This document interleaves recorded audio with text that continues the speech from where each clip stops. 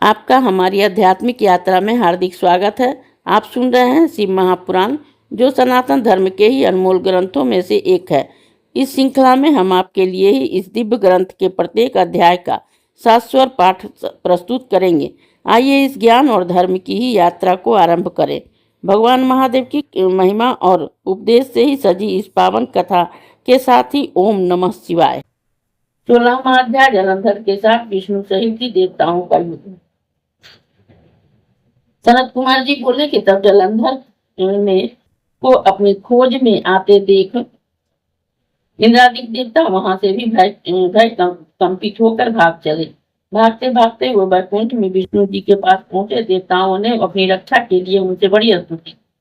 देवताओं के उस दिन वाणी को सुनकर ही करुणा सागर ने मेघ के समान ही गंभीर वाणी में उनसे कहा कि हे देवताओं, तुम भय को त्याग दो, मैं युद्ध में शीघ्र ही जलंधर को देखूंगा। ऐसा कहते ही भगवान गरुड़ पर जा बैठे और देवताओं सहित उन्हें युद्ध क्षेत्र की ओर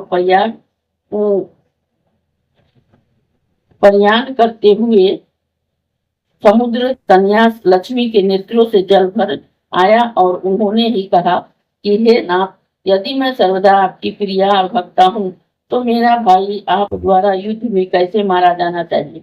इस पर विष्णु जी ने कहा कि अच्छा, यदि तुम्हारी ऐसी ही प्रीति है तो मैं उसे अपने हाथों से नहीं मारूंगा, परंतु युद्ध में जाऊंगा ही, क्योंकि देवताओं ने इन्हें मेरी बड़ी ही स्तुति की है। ऐसा कहकर शंख चक्र गदा पद्मधारी भगवान विष्णु गरुड़ पर ही चढ़े हुए शीघ्र ही युद्ध के उस स्थान में जा पहुंचे जहां जलंधर विद्यमान था। विष्णु जी के तेज से ही दर्पित देवता सिंहनाद करने लगे। फिर तो अरुण ने के अनुज गरुड़ के पंखों को प्रबल वायु से पीड़ित इस प्रकार घूमने लगे जैसे आंधी से बादल आकाश में घूमते हैं। तब अपने वीर दैत्यों को उस आंधी से पीड़ित होते देख जलंधर ने क्रुद्ध हो विष्णु जी को उद्दत वचन कहकर उस पर ही कठोर आक्रमण कर दिया। बलशाली विष्णु ने तेज पुष्ट देवता दैत्यों से ही युद्ध करने लगे। इस पर जलंधर ने उत्तेजित हो अपने ओर और भी पुष्ट शूरवीरों को युद्ध के लिए प्रेरित किया। फिर तो 1 लाख मौर्य, 100 धौर्म, 1 करोड़ कालिके, असुर और कालक, दौहृदय और कंप 1 लाख आदि भी तत्क्षण ही उसकी आज्ञा से युद्धोन्मुख हुए। शंभु और निशुंभ, इन दोनों महाबलियों ने उनका ही सेनापतित्व किया।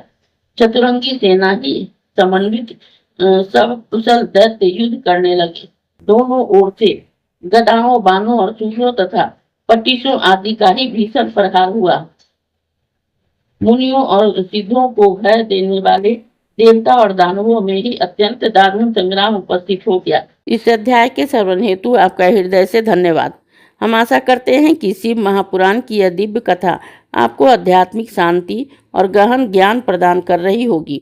कृपया अगले अध्याय के लिए हमारे साथ जुड़े रहें और अपने सुझाव एवं भावनाएं कमेंट के माध्यम से अवश्य साझा करें। धर्म, भक्ति और ज्ञान की इस पावन यात्रा में आपका साथ हमारे लिए अत्यंत मूल्यवान है। ओम नमः शिवाय। यदि यह प्रस्तुति आपको पसंद आई हो, लाइक करें, कमेंट करें, सब्सक्राइब जरूर करें, बेल आइकॉन दबाना ना भूलें ताकि अगला अध्याय आपसे छूटे नहीं। और इस पावन ज्ञान को ही शेयर करें अपने परिवार और मित्रों तक।